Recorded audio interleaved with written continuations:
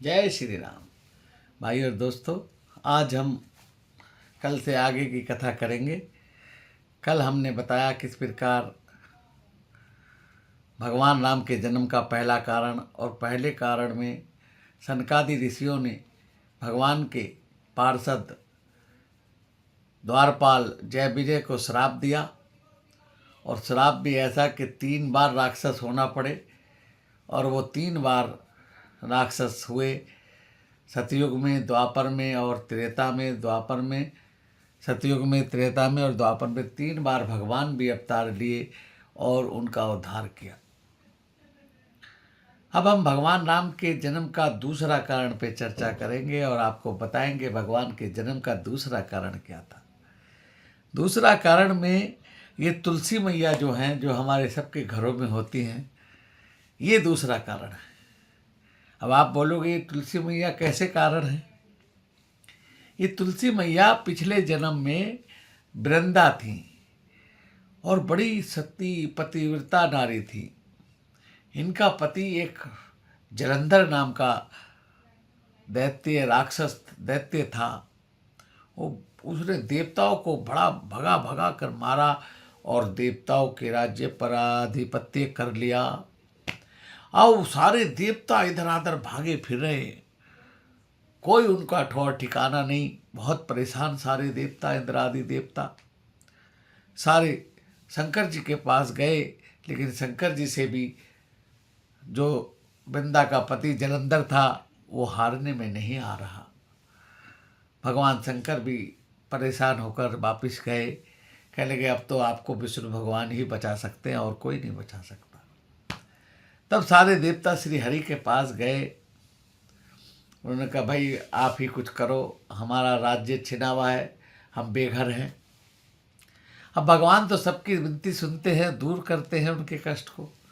तो देवताओं के कष्ट को कौन दूर करेगा? श्री हरि विष्णु नहीं करेंगे। तो उन्होंने कहा भाई क्या समस्या? समस्या ये है कि जो जलंधर है उसकी पत्नी जो वृंदा है वो पतिव्रता नारी है, सतीत्व है उसका, और वो तपस्या में बैठी रहती है, तो इसलिए वो हारता नहीं है, मरता ही नहीं है। उसका सतीत्व का जो कवच है वो उसको हारने नहीं देता, मरने नहीं देता। भाई और दोस्तों, यदि किसी की नारी पतिव्रता है तो उसका पतिव्रत धर्म और सतीत्व उसके पति की रक्षा करता है। अब यहाँ उन्होंने कहा भाई क्या उपाय है? तो उपाय है कि जब तक उसके पति व्रता नारी यानी जलंधर की पत्नी का सतीत्व नहीं भंग हो, तभी वो मर नहीं सकता। तब भगवान ने कहा ठीक है भाई, मुझे ही करना पड़ेगा काम। और भगवान अपना रूप जलंधर का बनाकर जलंधर के महल में चले जाते हैं और वहाँ पर जाकर जैसे ही महल में प्रवेश करते हैं और वृंदा वहाँ पूजा में बैठी है, क्योंकि उसका पति युद्ध में गया है। अब जैसे ही उसने पति के रूप में भगवान को देखा, वो पूजा से खड़ी हो गई, कहने लगी हे प्राणनाथ आप आ गए, आज तो बड़ी जल्दी युद्ध समाप्त हो गया। अब जैसे ही वो पूजा से उठी और उसने भगवान का स्पर्श किया, उसका सतीत्व खत्म हो गया।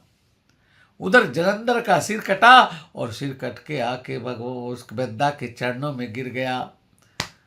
उसने कहा तुम कौन हो? अपने असली रूप में आओ। भगवान विष्णु असली रूप में आ गए। तो वृंदा ने उसी समय जल हाथ में लेकर श्राप दे दिया कि तुम इसी समय पत्थर के हो जाओ। तुमने मेरी तपस्या भंग की है, मेरे पति तुम्हारी वजह से मरा है। उन्होंने श्राप दिया। भगवान उसी समय शालिग्राम के रूप में हो गए। अब वृंदा जो थी उसने भी अपने आप को योगाग्नि में जला लिया, लेकिन भगवान ने वृंदा को वरदान दिया कि मैं तुझे वरदान देता हूँ, तेरे साप से मैं पत्थर हो गया। और तू योगा अग्नि से जल गई तो इसमें तू अब उसी में से तुलसा का पौधा निकला। और भगवान ने वरदान दिया कि आज से इस तुलसा की शादी शालिग्राम के साथ होगी।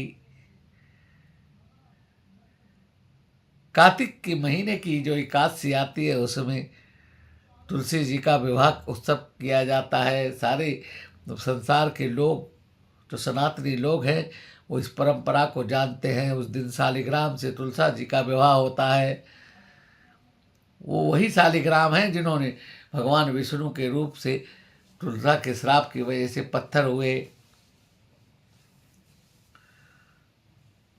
ये कार्तिक में उनका विवाह किया जाता है देवउठनी एकादशी को। तो इस प्रकार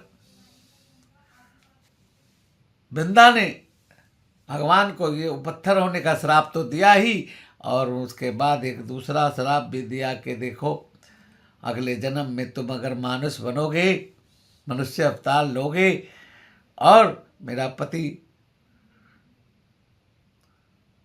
रावण मेरा पति भी दोबारा जन्म लेगा, और वही जलंधर अगले जन्म में रावण बनता है और भगवान राम का अवतार लेते हैं। ये राम जन्म का दूसरा कारण है। भाइयों दोस्तों, आज हमने आपको दूसरा कारण बताया। अभी और 3 कारण हैं, उस पर धीरे धीरे आगे चर्चा करेंगे। आज की कथा को यहीं विराम देते हैं। यदि हमारी कथा और हमारी वीडियो आपको अच्छी लग रही है तो हमारे चैनल को ज़्यादा से ज़्यादा सब्सक्राइब करें और कराएं। अपने रिश्तेदारों दोस्तों में इस वीडियो को शेयर करें। यही हमारी दक्षिणा है। और हम रोज़ आपको राम कथा की वीडियो डालते हैं। यूट्यूब पर आप सर्च कर सकते हैं। हमारे चैनल का नाम @राम के संग A.K. गुप्ता के नाम से चैनल है। इसको देखें और बस भगवान राम आप सब पर कृपा बनाए रखें। इसी के साथ आज की वीडियो को विराम देते हैं। जय श्री राम।